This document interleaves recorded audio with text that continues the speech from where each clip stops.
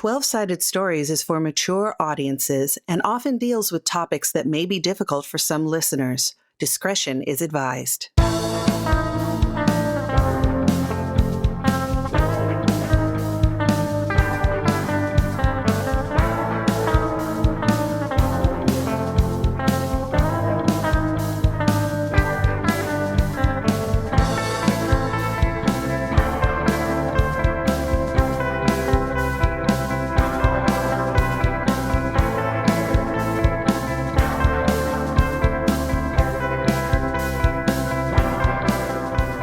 Hello, and welcome to The Foundlings, a 12-Sided Stories City of Mist actual play. As always, our games are story-heavy and rules-light. And now, introducing our Master of Ceremonies, Pooja Sharma.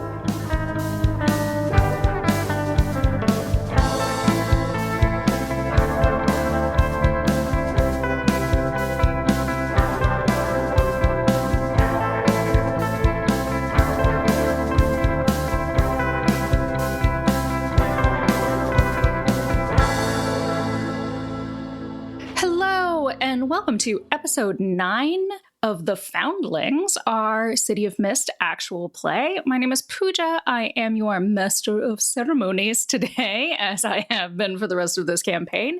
And I am joined by some amazing players. And I'll start with Mac. Hey y'all, I'm Mac, and I'm going to be playing Beatrice, who is the reincarnation-y kind of whatever we're calling it of Rappuccini's daughter. Hello, I've been playing our lovely Bly, who is in cahoots, we'll say, with the god Cocopelli. Hey, I'm Michelle, and I am playing Siobhan, and she is a rift of a puka from Irish Celtic folklore. Hello, I'm Wes Otis, and I'm playing the manifestation of Robin Hood, and we're just seeing how many arrows I get to fire. Before we start, please consider supporting the show through Patreon or on Ko-fi, spelled Ko-fi. Now, on with the show. So, last time on The Foundlings, our group had spent the night at Beatrice's garden sanctuary, also known as our apartment. When they got up, they were trying to decide what to do and, took some stock. And they found out that Agatha was really not doing very well. Weren't sure what was going on. Thought maybe, it was just the distance from her house and taking her back there might have some effect. So they did and found out that all the plants at her home had been razed to the ground. And the only sign of the birds that they had noticed the last couple of times they had been there were some feathers. When they searched around, Noah found a strange little mechanical rat. I would say the body of a rat, but since it's a machine, the remnants of a mechanical rat. And since there was no point in Agatha staying at her house, and they thought maybe it would be unsafe, they took her to her coven to see if she could get some help there. Helga, the leader of the coven, agreed to hold off on retaliating against the Beakerheads. Everyone thought it was the Beakerheads. There was a lot of this is all circumstantial, maybe the law, but also it was obviously the Beakerheads. And so Helga agreed to hold off on retaliating, but only for so long. In the meantime, she called the rest of the coven together and said they would do what they could to stabilize and help Agatha. So the group left Agatha in the safe care of the coven, and Noah and Beatrice went to try to get some more information on the Beakerheads and what had happened in the lab, see what evidence they had against Agatha, while Siobhan and Bly went to a park near Agatha's house to try to see if they could find the birds. And maybe they had seen what had happened. Noah and Beatrice met the owner of this particular Beakerhead lab, a man by the name of September Vanshev. And while he said he had given most of his evidence to police, he had given them their statement, he didn't believe in maybe their efficacy so much. And he took them in the back to show them what he said would be a security recording of Agatha breaking into the lab. Meanwhile, Siobhan and Bly had some interesting times getting the entire set of birds in a 4-block radius to congregate on a single tree. But Siobhan was able to isolate the birds who lived at Agatha's, and in exchange for her telling them where Agatha currently was so that they could protect her, they described the person who was controlling the swarm of rats that attacked Agatha's home and told y'all where that person went back to, because they had followed him back to his, what they called his nest. It turns out it was September Venture's lab, where Noah and Beatrice currently are. So that's where we'll pick up today. Siobhan and Bly, y'all are standing just outside of this lab, and it's a, industrial building from the outside, not anything too interesting, I guess. And Noah and Beatrice, y'all are in the back room, back behind the lab, in the security office per se, with a whole rack of monitors and VHS cassettes, because apparently the Beakerheads don't value September and his security as much as he feels like they should. I'm trying to remember. I think we had asked if it was okay if we viewed the tape real quick of the security. Yes. And, after some spluttering and posturing, basically he says yes, because why not? Okay. So you put the tape in the deck, and it starts to boot up. You're able to see that, it covers a good chunk of the early afternoon and through the evening. I guess it was set to extended record, where you can get up to 12 to 16 hours of recording on a single VHS. Kids, look it up. But the quality, when he did the extended record, grainy. Which is something that you do notice, is that the quality on it isn't great. There are occasional shudders and blips, but as a whole, it's still viewable, and it still covers the bulk of the lab and the entrance. There's some large blind spots, but they're towards the back and the security office rather than towards the front. Okay. So I guess try to ask him what time the attack occurred so we can just zip to it as fast forward will take us. Stop, check. Oh, we're not there yet. Oh, too far, rewind. And September he says, I left the lab around 8 p.m. It must have been sometime after that. I got back at 6 a.m. And it was absolutely trashed. It was completely, horrifically ruined. How could they do this to me? How could they do this to my work? And just, more in that vein. But you did get the pertinent information. So you're able to fast forward to the time when September left the lab. Takes a little bit, but easy enough. And after that, he's not sure. He doesn't have sensors or anything in place to tell you the exact time. So sometime after that. Right. I'm going to cut to you, Bly and Siobhan. So the two of you are at this lab. And what do you want to do? Definitely want to survey the front. Are there people in front who have seen us follow some birds here? Or no, the birds told us where we were going. Yes, so definitely want to see what's the outside look. Also, do we happen to see Noah's car? Noah, you weren't trying to hide the car or anything, correct? No, we weren't. So yeah, when y'all arrive, you notice that Noah's car, or a car that looks exactly like Noah's, is parked right out in front. And once I see it, look at Siobhan, and I'm like, oh my gosh. And check in there, just glance in the window, seeing if the detritus matches Noah's. There's a lot of really old Ford Focuses in this town. Well, you never know, but yes, it is. Yes. It's like, oh, wow, okay. So we can put two and two together here. It was obviously the Beakerheads. Turn to the fourth wall, breaking the fourth wall. I go, well, it looks like Noah's inside. So, I don't know, should we text him? Yeah, definitely let's give him our new update, shall we say. So I text Noah. The birds told us that the person who trashed Agatha's place ran away and came here. I said, and we're outside. I text back, watching a security tape. We'll be out soon. We may call you if we need backup. Okay, so I guess we just wait. We should stand by. I definitely want to quietly surveil, okay, are there people making rounds or anything? What are the window situations like? There aren't any. windows in the front of the building that you can see. It's kind of like a closed off, like more warehousey situation in that way.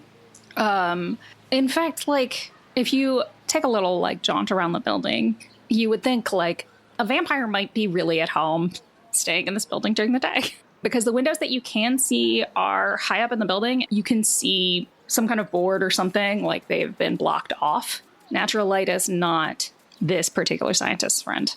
Son, you're not welcome. All right.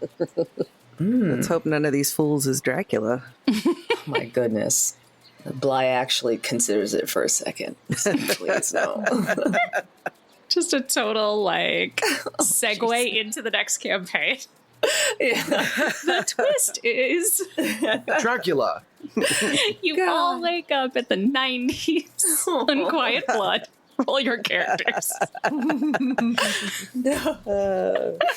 Okay. Sorry. Well, if there's nothing, too attention-grabbing aside from understanding, all right, this is pretty sealed up. It is sealed up, but also you do notice there's no extra security or anything here that you can see. There are no people, there are no guards. For a place that just got broken into, too, they seem a little bit blasé about just letting it be. And any cameras? I'm definitely science-y. Bly's like, I know there's some tech out here. Go ahead and roll and investigate for me, because I'm going to say that one's a little bit more like you have to search for rather than stuff that's obvious. You're right, and I know I'm no techie lady, but I'm just going off vibes. I'm like, this is some science vibes. I got 9. I am going to say that you do find a camera towards the front door, a camera towards the back. They're hidden, but not like super well camouflaged. But as you're examining the second camera, you hear kind of like a scratching kind of noise behind you. And that's where I'm going to cut back to Beatrice and Noah. You're searching through this tape, you're fast forwarding, and at one point you see like, okay, some stuff has moved around. So you skip backwards a little bit, and the person who walks in the door is like kind of a youngish to middle-aged guy, and he has a sledgehammer. Obviously not fucking around. He did not come here to steal anything. Like, he busts in the door with his foot and starts swinging. So, perplexed by this, I'm like, that doesn't look like Agatha. That's strange. Usually elderly women don't carry around sledgehammers so nonchalantly and during the day. They have ethics, or I don't know. Anyway. Are you saying this to September? Or? Yeah, because he's still there, right? He's kind of in the back talking about how terrible his life is.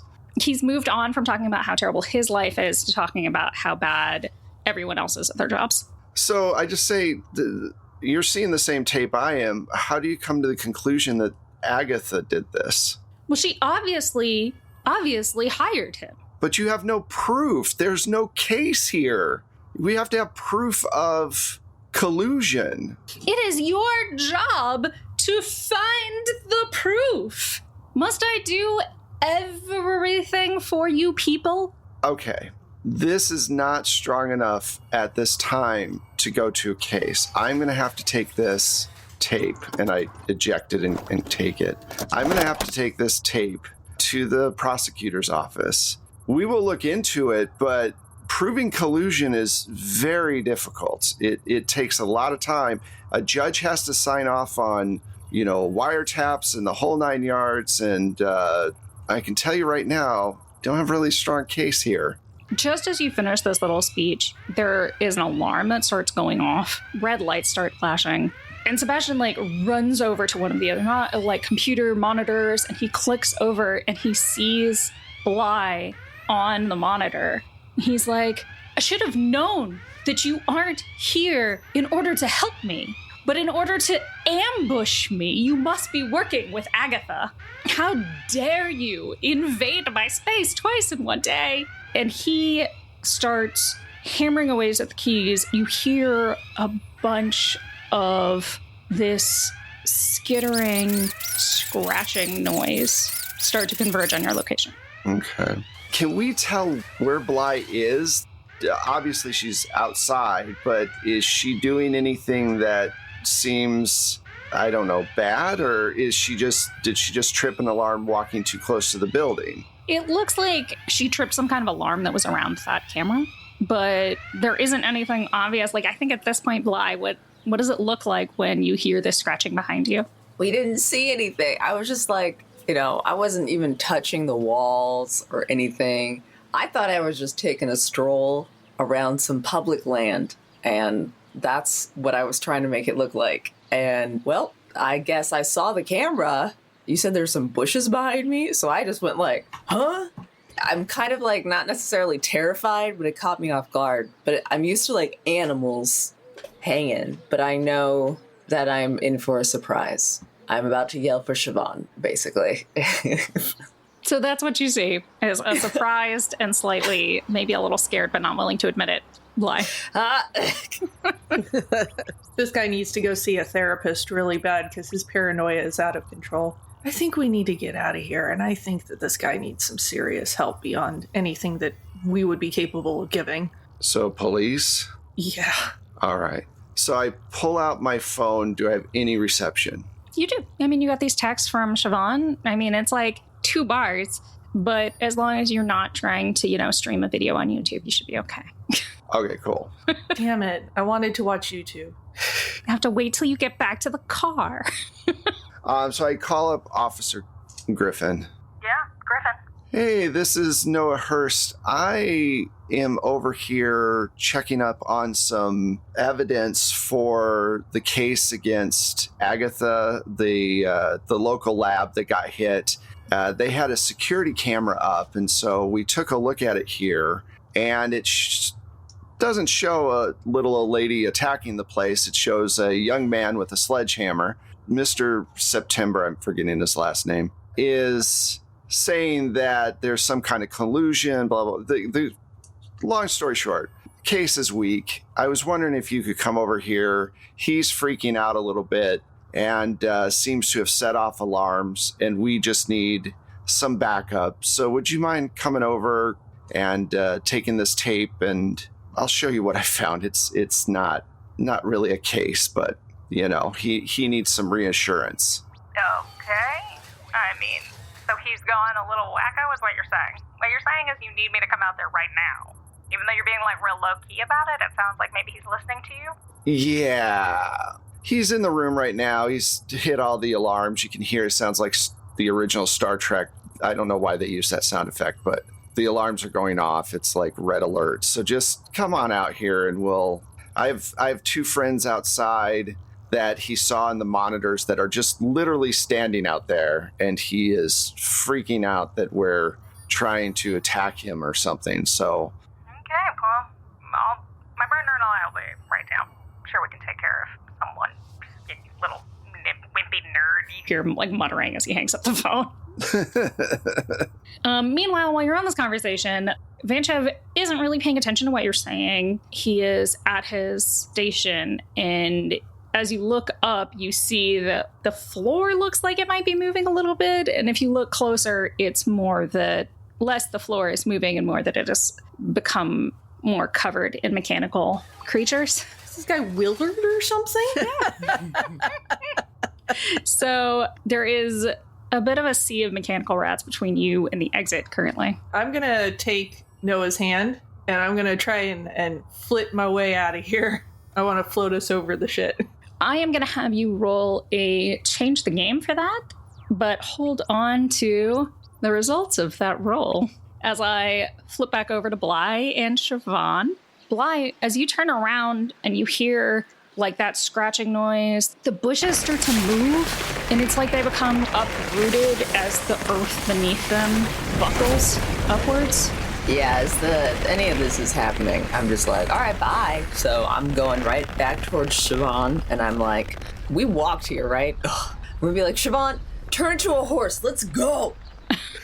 And I'm running toward her. I'm like, I trust Bly, so I'm like, okay. We've never done this exact combo before, but I'm hoping it works. You want to turn into a horse and carry her away? Yep. Great. You have no problem turning into a horse, but I'm going to have y'all do a roll on whether Bly can, like, get up and stay up and also, like, outrun what is chasing you. You know, I think I only suggested this because I was listening to the Beyonce album, and it's a lot of horse imagery. It's very funny, though, because as soon as these things started coming out, in the back of my mind, I'm thinking, okay, owl, because, you know, it could take out the mice, but that's a lot of mice, right? And I'm thinking, elephant, no, it might be afraid of the mice. And then I'm thinking, horse, get Bly and I the heck out of here. And then you said horse, and I was like, yes. Perfect. Excellent. All right. And I will say, like, do you take a look behind you to see what's chasing you, or are you just full bore going? Honestly, I don't know what answer would help me, but I will stay true to the character, and I know that I'm skedaddling. I was like, that's bad. It's a bad thing, and it's a lot of things. Sounds like rats, because you said skittering. That's the fun part, is that what you hear as you run away is kind of like more of like a ripping. And while there is scratching noises, it's more like if somebody took like a knife or a sword and was dragging it along the concrete really quickly, rather than small noises. So you can hear that something large is behind you as you bolt towards Siobhan, yelling for her to turn into a horse. Horse form, activate. All right. Well, it's a big thing. All right. Wonder Twins. Okay. Here we go. Ooh, it's a lot of build-up dice. Come on. Okay, so hold on to that roll tally for me, and we're going to cut back to Beatrice and Noah. Beatrice, who has grabbed Noah's hand and is trying to let the breeze take you up, and away. I got an 11. Damn. So describe to me what it looks like when you grab Noah's hand and get y'all the fuck out of there. Excuse my language. I grab his hand and then just kind of leap up, and it's like we're just lighter than the air is, and are just kind of drifting over the sea of awfulness towards the door we came in from. As you go, it's almost like a invisible wind like is propelling you towards the door because you scored that well. So I'm going to say that there is a HVAC system kicked on at the same time, and just the direction of the air is working in your favor here. Yay. I like that. Like you can see, I mean, it's a real like swarm of rats. Below you, some of them are trying to like jump and get to you, but they fall like several inches short. But it's like a undulating wave. And in the background, Vinchev is still like screaming about intruders and betrayal and other things. But he stopped making sense like a few minutes ago, if he ever did before. Noah, what is your reaction to the situation? I can fly. No, I can fly. Throw out my arms and just be like, yay, king of the world, as we go over. I'm actually just shocked and hoping that the air conditioner stays on for the next 10 minutes to get us over these rats. Because I figure that's the only breeze we've got going for us. I don't know how this is working, but I'm just going to go with it. But I'm terrified as I'm looking around because this is way more than button-down Noah is used to. So it won't take you 10 minutes. It just takes a few seconds for you to traverse the lab. I'm like, how big was this lab we came in? I know, right? Jesus. Huge, in my mind, huge. It does seem to stretch on kind of oceanic in front of you, but that might just be the panic. Yeah. It's that camera trick where they do the thing where everything gets closer and further at the same time. Mm-hmm. The lens is lying to you. Okay, great. So you make your way pretty handily, actually, to the front door. And you notice that the bulk of the rats are actually congregated and they are clustered in the lab. So the front rooms are much clearer, but you do hear noises of like, they're going to turn around. And also there are some other ones, like there isn't like a massive swarm anymore. So are you going to try to keep floating your way all the way to the front door, or? Yeah, as far as I can go so that I don't do that. Or if like one of those windows is up above us, like I'd rather float up to a window and try and like get it open. As you look around, you notice that where you can see an upper window It's the same thing that Bly saw from the outside. They're actually boarded up. There is no natural light going on inside this lab or this building at all. All right, I didn't know if they were like boarded, or if they got like blinds. No, I mean, I don't think Van Chef has like that, homey touch. Yeah. No, I'm trying to get us out of here. Okay, great. So as you're floating towards the front door, Bly, how did you do on your...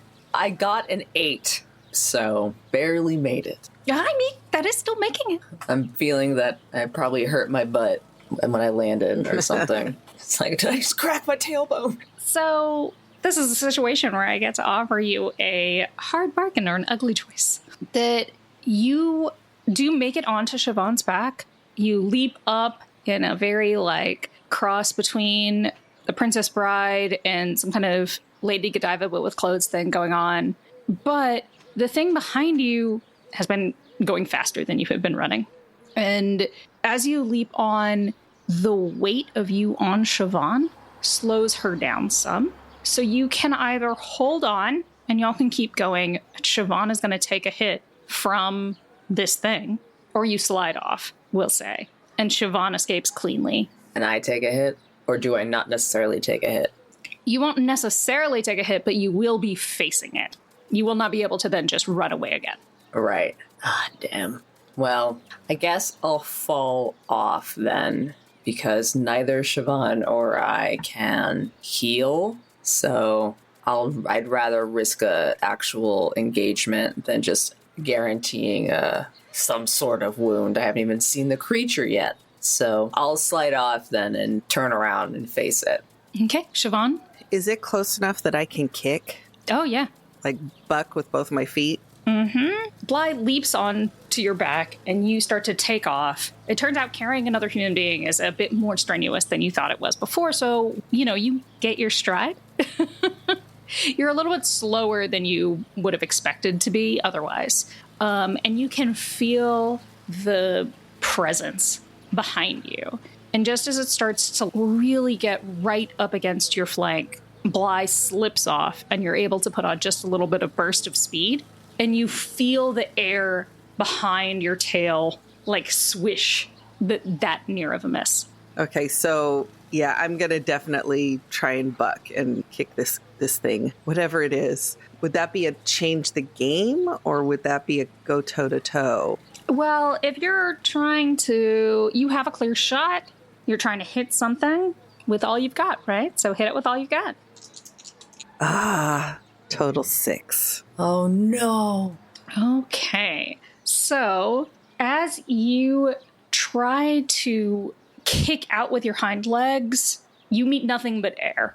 And it actually, because you were expecting the resistance, it unbalances you. So I am going to give you the status of unsteady. Where do I put that? You could just make a note of it wherever seems convenient. It is a temporary status. It has a power of 2.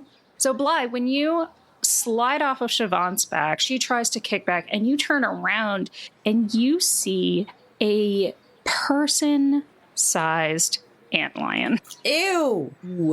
You can't tell how deep it goes into the ground, but it is 6 feet tall above it. I mean, I guess, I don't know, maybe my ew was just Saint and not Bly, because character-wise, probably I'm like, well, okay, danger, not yucky. So let me retract that. I am afraid. That's for sure. But basically the idea is you can see it's a giant insect. It's got 4 insectoid legs that are above the ground. Its mouth has massive pincers that were coming out of it. And you realize that is what just missed Siobhan. It attempted to close those pincers around her back leg and just missed. So, yeah, that is what you are facing. And also, as Beatrice and Noah float their way, riding this massive success that Mac had on her die roll, you're able to ride the currents of the air conditioning unit in this lab towards the front door, and you land within feet of it. I'm not stopping any momentum. I'm out the door. I figure I'm still holding his hand and just running for the door. Are you cool with that, Noah? Yeah, I'm fine with that. I mean, so we're now officially outside and we're landing a few feet behind this big bug thing. So what you see is you throw open the door, you run out, and you see maybe about 10 feet ahead of you the back of the antlion. I run back inside. No, just kidding. And you see Siobhan kind of in this like unsteady, trying to get her hooves back underneath her state, and Bly planted.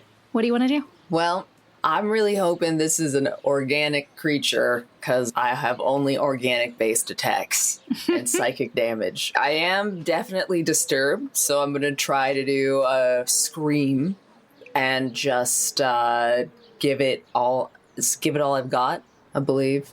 Hit it with all you got. Hit it with all I've got, yes. And I'm just going to go for it. Come on, nice, be nice. I got an 8 again. Wait, no. 8 plus 3. 8, 9, 10, 11. Ooh. Did you love that elementary math? So you let loose with this massive, guttural, rage-filled roar, and the antlion, like the insect, while it normally, like, it has kind of not really like the regular hearing, you're able to actually hit the frequency that rattles it. I'm going to give it the status of where it normally just would have been more rattled. It's actually going to be momentarily stunned. So, like, it will not get a counterattack on you from this. And Noah or Beatrice? I don't want to go anywhere near this thing. You both actually just been in this blast as well. And you hear this, like, massive scream come out. And the two of you do... Ma. It's almost like that thing where, like, if you hear something and it vibrates inside your bones. So that has washed over both of you right as you step out and take in the scene in front of you. You're now both depressed. I mean, I was before, so thanks. Plus two. Plus 2 depressed? Yes. I roll therapy. Yeah. Oh, we all need that group heal. I think it's probably better time for Robin Hood at this point. Depressed Robin Hood. Yeah, I think that's a tough call because the police are on their way. I don't know how we explain this. Of course, they're not going to see this. They're going to see, I don't know what. I'll fire on it from behind and see if I can get its attention because that's what I want. I want it to come for me, I guess. Headshot, kill it in one. Come on, man. Yes. So, let's see. So I'll go for a headshot. All right, let's see what we get. That is a 10. Great. So you hit this thing. As it's stunned, it doesn't even try to move. It's still living in this rage vibration. And you manage to pierce between two of its overlapping plates of its exoskeleton. And you pierce directly into the junction at the base of what you think is probably a head. It's the part with the pincers in the mouth.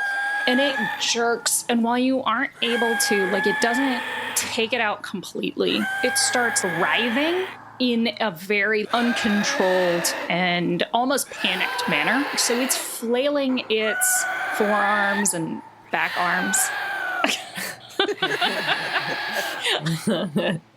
around like wildly. So I am actually going to say that Bly, in this case, you're going to face danger. And Siobhan, how close are you now? Like, have you, since you did this kick and you're kind of unsteady on your feet? I probably would have stumbled a little bit forward, I think. Okay. Meaning away from it a little, but probably not like a ton. I don't know. I think I'm just trying to turn around and get my bearings. I don't know if I would be able to go this round, if that makes sense. What I am going to say is I'm going to have the two of you face danger from this kind of flailing wild, Bly and Siobhan, to avoid, and it's basically just a dodge roll. You're avoiding the wild pincers. Actually, can I use my relic?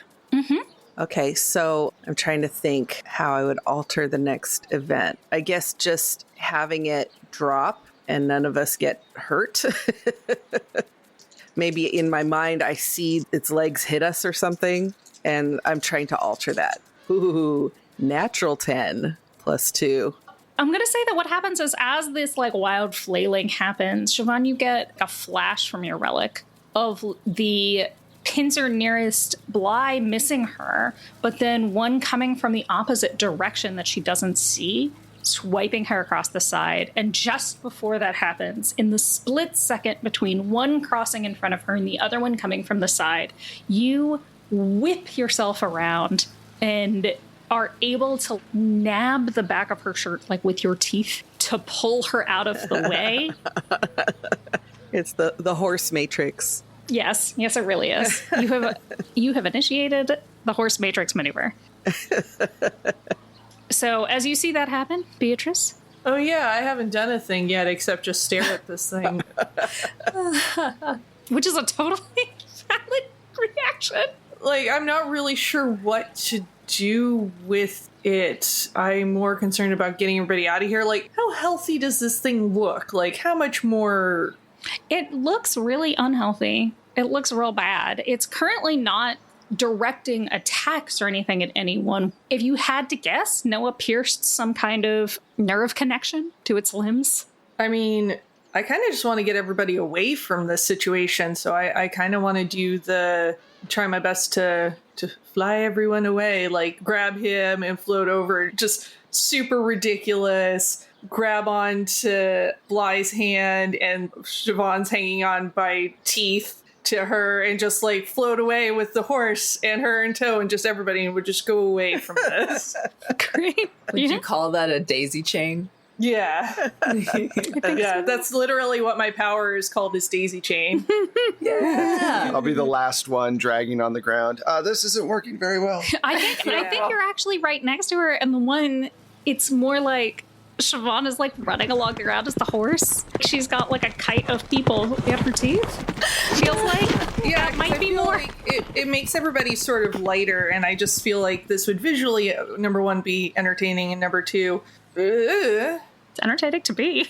fun. Okay, so I get a +1. Mm-hmm. Come on, dice. Yeah, I fucking got 12. Wow. Shit! The plants are with you today. Yeah, because I rolled an 11 on the dice and I got another plus, so I got 12 altogether. So you successfully, once again, in a remarkable burst of luck and more than luck, question mark, question mark, question mark, you grab Noah's hand, take 2 kind of giant running steps towards Bly and Siobhan, and lift off as a gust of wind. It wouldn't be this strong naturally, but it's actually been kind of concentrated by the alleyway between the warehouse and, like, there's like a small alleyway set up there between like the warehouse and an adjacent building. Yeah, I'm gonna fly us the fuck out of here. So much more quickly than you would have thought. But yeah, if you see like a leaf on the wind and it's going in all these random different directions and it's going towards one way, but it's also gone 17 other ways in the in-between. Yeah, that's basically what the power is like. It's supposed to be like, you know, a dandelion bud, you know, on the wind kind of thing. So you're saying we all have motion sickness? Yeah, I was just thinking the same thing. Oh god, it's just like a horse throwing up.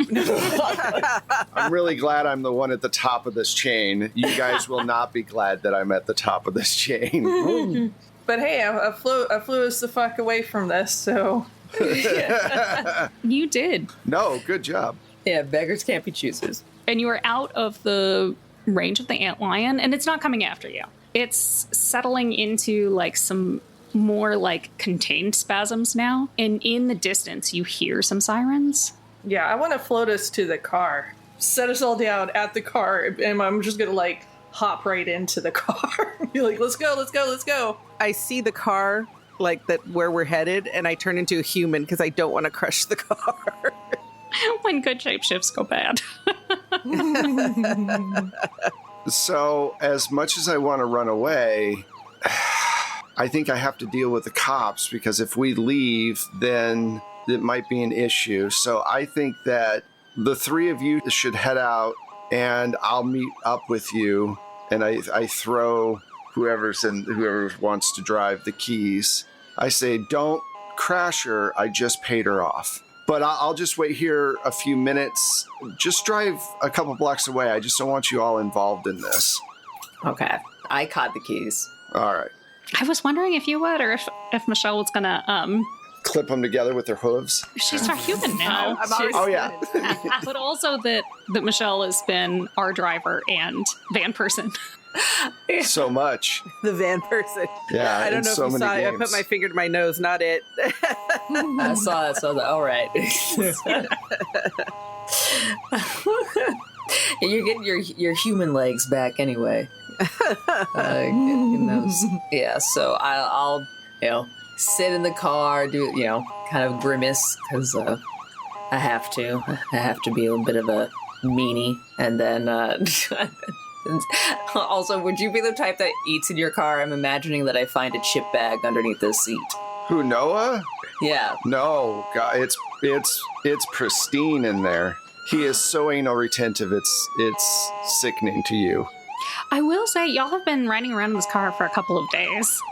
So there might be. You might might be have my chip deposed. bag. Yeah, exactly. Yeah. So I'm gonna just toss it out. All right, now pull down the street slowly because we're all completely, I'm imagining, wiped emotionally and physically. Okay. And I just wait far enough away from the ant thing that the police can see me, but that I'm not within range of pincers. While you're waiting, the rats come out and actually devour the antlion as it is dying. Wow. But it takes long enough that just as you think the swarm, like, it kind of does that scan around, like, they're still looking for you. But the cop car comes through, like, the sirens are getting much closer, and they hear it, like, they get a recall signal. Okay. And it's like this sucked back into the lab. I mean, September probably sleeps there more often than not, but it would be too much of a stretch for me to call it a home. Probably. Home is where the electronic ants are, I guess. Or rats or whatever the heck. So walk up to the police car and just wait for them to get out and say hello. Right, Officer Griffin's like, yeah, Hurst. Thanks for coming out. I appreciate it. He definitely is very upset. I pull the tape out and I say, here's the video from the night in question. The person on it is a younger male with a sledgehammer. They believe that he's basically been hired by Agatha to bust up this lab. For me to prove that would be very difficult. Well, I mean, it's not your job to prove things now, is it? It's our job to get you that evidence. So don't you worry. We will get to the bottom of this. And he, like, does that weird macho thwomp. Like, it's supposed to be friendly, but it also feels like that's going to leave a mark later. Thing on your arm. I say, well, yeah, you're absolutely right. Here's the tape. Good luck. He's a bit high-strung. If you find out who the actual person is on the tape, let me know. I'd be interested, obviously. It'll all be in the report as usual.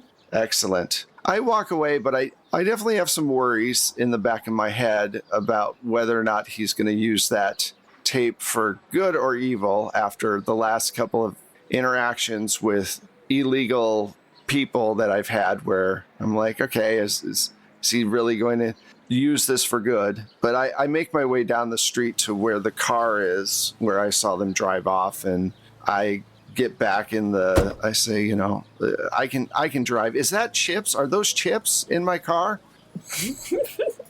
I just pick up the bag and throw it out the window. That's not any better. Perfectly into a trash can, I was about to say. Somewhat supernaturally. Maybe Beatrice helped me out. So as we're driving away, I flip open the glove box. I take out one of these little hand vacs, and I'm vacuuming up the seat around me. Jesus, this is why I don't like people driving my car. And I put it back in. Oh my God. You like those chips, usually. In the proper setting. Okay, next time I'll bring a bowl. That's no better. Okay, so y'all are in the car, you're going. Where are you headed? God, I don't know. Well, I think we talked about sleep? the Raptors. No, we just woke up. I think we talked about the Raptors and their connection with Moriarty. We should, one of us, call up Agatha and give her an update. The Raptors have an office, we'll say, just downtown in the business district. They run a legitimate bodyguard security firm. I'll put it that way. And what was the connection to Moriarty that we thought they had? Hollister knew that while the Raptors got hit, it was just like once, and they hadn't been hit since. While all these other groups were getting involved, the Raptors weren't. So while you were asking him about Sherlock specifically, he was like, well, this seems like either Sherlock is there or they would know something. That was his best guess on a lead, except he said it much faster and more 30s. So is everyone in agreement we should go there next, or is there somewhere else people would like to go? I agree. Hit the Raptors. Yes. Okay. Okay, so y'all call Agatha or the Coven along the way, and you talk to Helga. Agatha is currently resting. She lets you know that the rituals that they are doing are working, and Agatha is doing better. And since you fill her in on everything about Sebastian and the rats and the thing and everything, or... Yeah, we don't hold back. We tell her all the information. I'm so sorry. Who's Sebastian? I'm sorry, September. Oh, They tell you... I was like, oh my God. No, sorry. I'm just... the whole character. It starts with an S. It's the same name, right? I get it. I totally get it. So you tell her all about the lab and the rats and everything. And she is like, well, thank you for getting the information that we need to exonerate Agatha. Yeah. Can we ask her, where would someone find an antlion? They're not native to this area. God. So how... would you import one? Probably. And how would one go about making it giant? I mean, if you want to talk spells, we could be here all day, but I doubt that's what they did. They do experiments. I don't really actually want to speculate on how they did that, to be honest. Fair enough. Wondering if Moriarty is also involved in getting more dangerous creatures into the city. Guess we'll see. No, I haven't seen... This is the first I'm hearing of giant bugs. But swarms of mechanical rats and things like that, seem much more like they would have been the Beaker's MO. So yeah, she thanks you very much for the information, gives you that information about Agatha. Do you tell her where you're going? I think that we should be really, transparent with the Coven so that each hand knows what they're doing, you know? Yes. And she tells you that, she's had, prior to them breaking off all contracts with the Raptors, that they had a pretty cordial relationship, but the woman who runs it, Patrice, can be stone cold when it comes to the business. She's not a bad person, but but she'll do what it takes. Are you gonna let Lacey know what's going on or not? Well, yeah, definitely. And find out what Sam from the Crocs said if she contacted and tried to smooth things over. Right. Lacey did, and she was successful. None of you are actively being hunted by the Crimson Crocs. You are not currently welcome at the docks, but she's also tells you that, give it a little while. He's not he doesn't hold a grudge, most of the time. It's very non-mafia of him. I appreciate that. Or at least he never has with me. So, and she tells you to be really careful. She's worried about you. Do you want her to come out? No, I think she's best safe somewhere, so... All right. Darlings, call if you need help. Oh, we will. Okay, so do you want to do anything else before you go to the Raptors, or are you going straight to their office? I think straight to Raptors, right? Yeah, let's go. When you went to the newspaper building that Hollister was in, it was that modern kind of look. This is more of a concrete and steel building. You get the impression that walls are reinforced. The drywall might be hiding something. Everything feels around you very solid.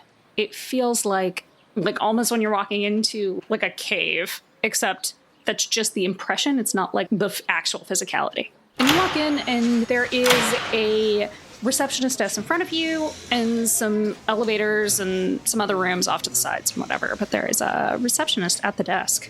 As you walk in, he says, "Oh, Mr. Hurst. Hello. Patrice is expecting you. If you would like to go on, you and your guests can go directly up." Well, of course. And then just walk by them. You go in and he swipes his security card at the elevator for you. It's a pretty advanced security system. There's stages. So if you just took one card, you wouldn't be able to bypass and get up like you did at the newspaper office. So he does all of that and hits the button for the penthouse. And as the doors close in front of you, we're going to call that for this game. Thank you very much for joining us for episode 9 of The Foundlings. I'm Pooja, and I've been your MC. You can find me on Twitter at LADaisy That's LADESI Girl, and pretty much all the other socials as Forgotten Saves. And Mac, where can the people find you? Hey y'all, I have been and will continue to be Mac Beauvais. You can find me online as @StrangeLikeThat, the Twitter, the Instagram, the Facebooks, and my website. Hey, you can find me on Twitter at Michulu. That's MICHULHU. You can also find my music and Wes's amazing sound effects on Battle Bards if you subscribe to the Plate Mail Games catalog. Hello, I'm Saint or Saint Spider, and you can find me on Twitter if you just like to connect or chat or whatever. And that's at Saint Spider TV. That's SAINTSPIDER TV. Thanks. Hi, I'm Wes Otis, and you can find me at Plate Mail Games on Twitter. You can also find the show at 12 Sided Stories, the number 12, and then Sided Stories on Twitter and Instagram. You can also find us on, if you go to our Twitch site on Tuesdays, you can see us streaming there as well. We also have our website, which is 12sided stories, all one word.com. And you can find all our links there to like our Discord and our Patreon and our coffee and all those things. Thank you very much to our coffee and Patreon supporters. They help make this show happen. We appreciate the support. If you follow us anywhere, give us a shout out or give us a review on your favorite platforms. Or like I said, join us on Patreon or Coffee. We appreciate it. We will be back with our conclusion next week of The Foundlings. We'll see if any of us survive whatever's at the top of this elevator. So thank you very much. We'll see you next week. Bye. Bye.